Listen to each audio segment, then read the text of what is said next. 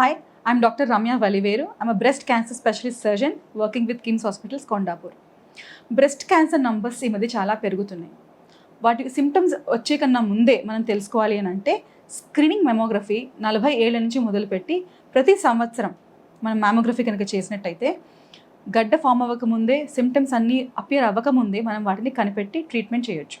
Suppose మనం mammography చేసినప్పుడు కానీ అల్ట్రాసౌండ్ స్కాన్ చేసినప్పుడు కానీ మనకు ఏదైనా అనుమానంగా ఉంది అని అనిపిస్తే వాటిని ముక్క పరీక్ష చేసి అంటే బయాప్సీ చేసి అది క్యాన్సరా కాదా అని తెలుసుకుని ట్రీట్మెంట్ చేయడం జరుగుతుంది.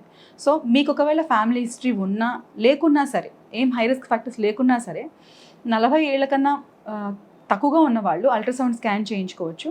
40 ఏళ్లకు పైబడిన వాళ్ళు సంవత్సరానికి ఒకసారి మ్యామోగ్రఫీ కానీ ఆర్ ఆల్టర్నేటివ్గా అల్ట్రాసౌండ్ కానీ మ్యామోగ్రఫీ కానీ చేయించుకోవచ్చు. సో ఈ విధంగా మనం టెస్ట్ చేసుకున్నట్టు అయితే ఒకవేళ బ్రెస్ట్ క్యాన్సర్ తాలూకా సిమ్టమ్స్ ఫీచర్స్ ఏమైనా ఉంటే ముందే తెలుసుకుని మనం వాటిని ట్రీట్ చేయొచ్చు.